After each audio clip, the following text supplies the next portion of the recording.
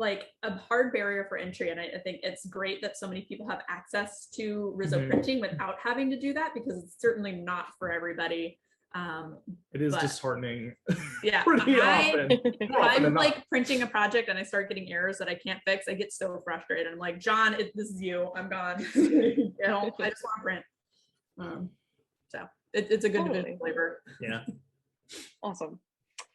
In that same regard, like, do you have any like wisdom for somebody printing on the riso for like their first time? Like, any tips, what you should know, how to not make like big mistakes? Yeah. I mean, we could start with some like general, like bigger things too, like, and like things like be prepared for things to come out not the way that you planned, and like experiment, and like until you figure out what you like, and it comes with time, those general kind of things. But we can also do some technical. Yeah, we have we were thinking about this because there are some like technical things that are so easy to overlook. But I think at our collective like biggest thing is the risos are a medium, I think, in the same way that like we often like talk about using the riso to print work, but I think we've like grown to think of it much more as like a medium in the same way that you think of like painting or like fabric. Working with fabric, working with like screen printing, where it's the medium is going to dictate what the end product looks like. And so if you're going into a print process, or even in the like base art making process, and we talk with, we do commercial printing for people, and a lot of artists come to us and they're like, hey, I want to play around with this machine. I don't fully understand it. What do I need to know? And I think what we always try to do is emphasize, like, if you're starting with a finished piece of art and then thinking, I want to print this on riso, it's going to be very different than what your original art looks like. And that's good.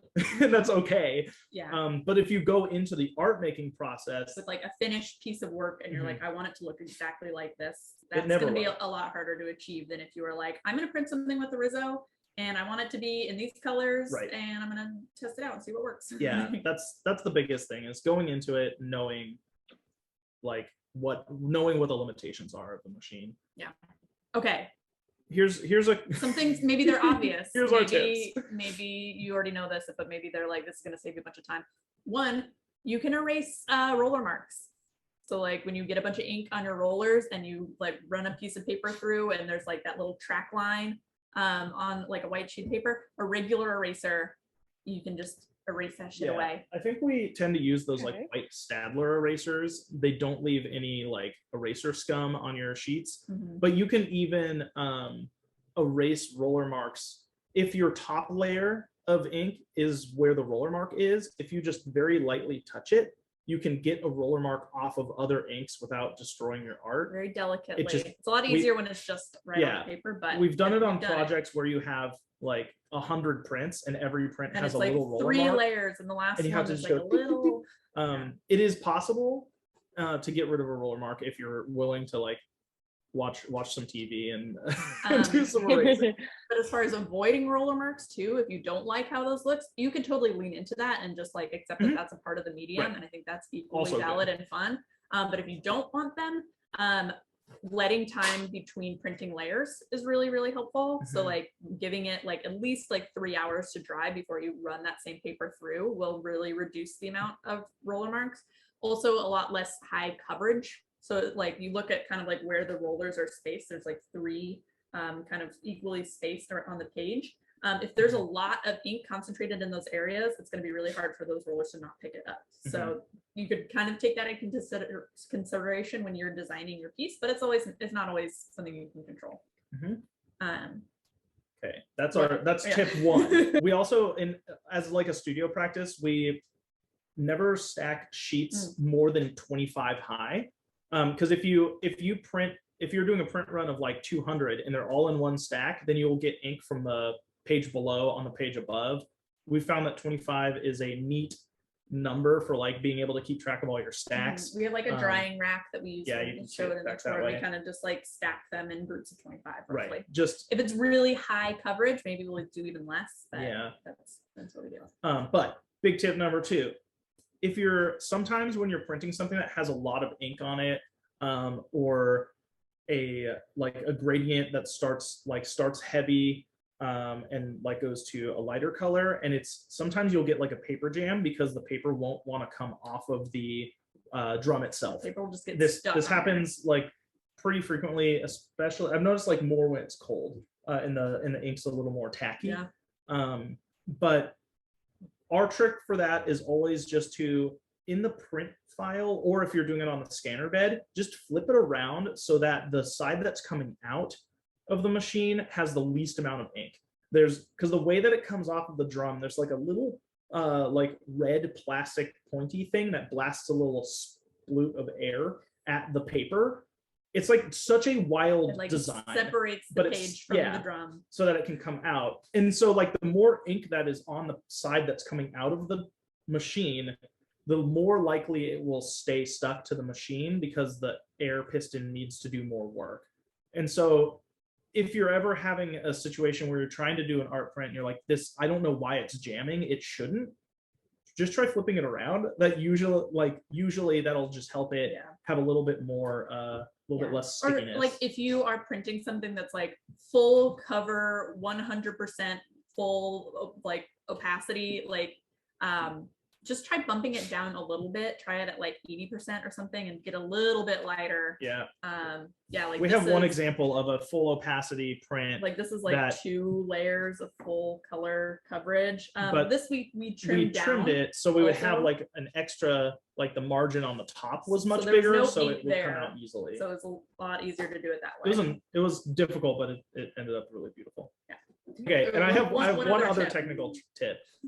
If you're working on a machine and these are just things that we were like, I wish I knew this when we were first printing, because it like would have saved us weeks. But if you're getting like consistently wrinkled masters on your drum, like it's coming out and the prints are coming out and they have all the wrinkle lines in them, sometimes rarely, but sometimes if it's happening with multiple drums and it's not an individual color drum issue,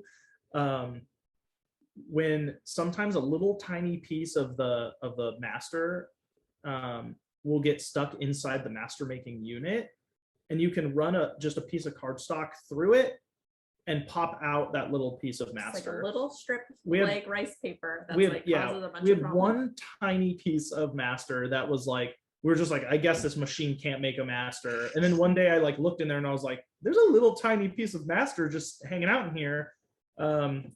And it made it might not always be the issue, but it's an easy one to fix when it happens. It's so easy to fix, and it's so hard to, like a lot of things on these machines, especially when you're looking at the like older ones, it's hard to diagnose. It's hard to figure out what's going on because there's 20,000 available errors, and you only usually, once you fix one, you don't see it again. So it's like hard to keep track. Anyway, that's our long spiel. That's all of our hot tips.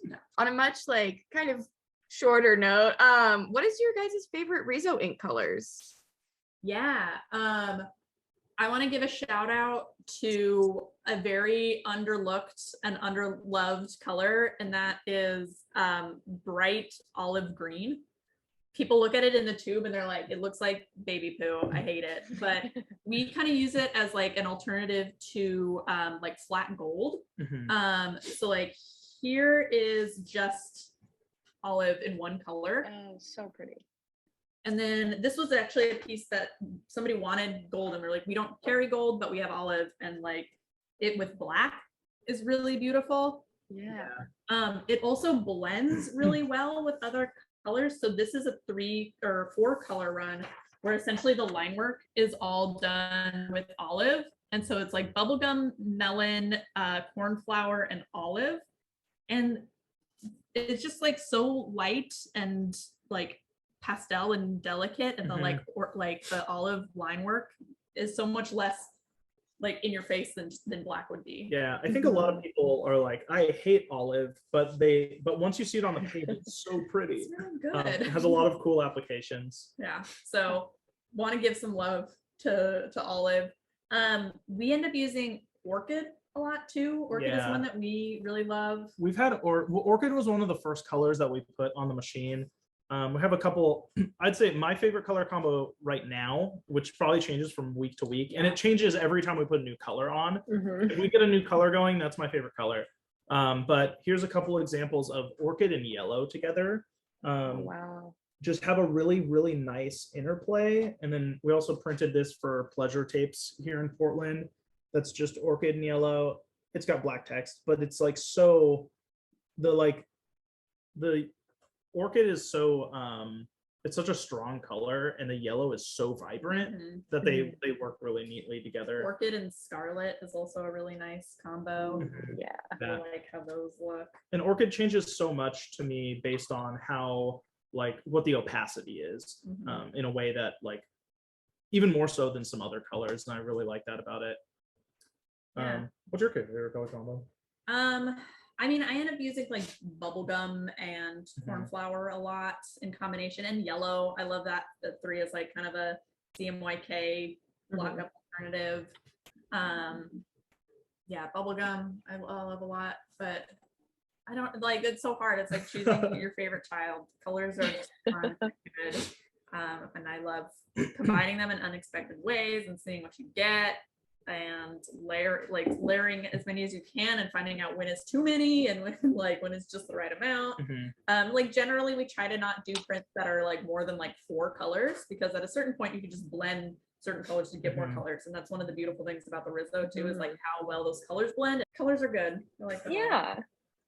I guess we just have one more question, and then we'll let you guys just bask in your sunlight. Where can we find you on the internet?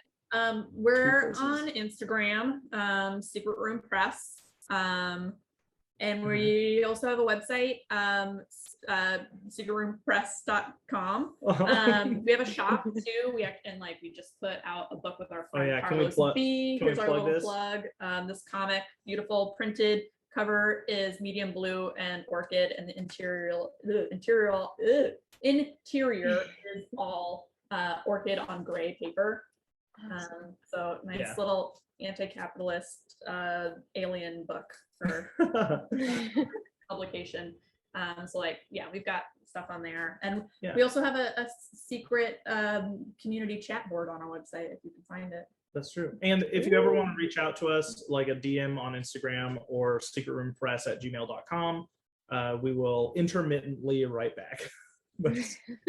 Yeah, that was so fantastic, you guys. Thank you so much Yes, for being a thank part you. of this. This is so fun. Yeah, thank you for hanging out. Do it. I love PSCGD. I love Riso printing. It's a perfect combo. Match made in heaven. Awesome. Yes.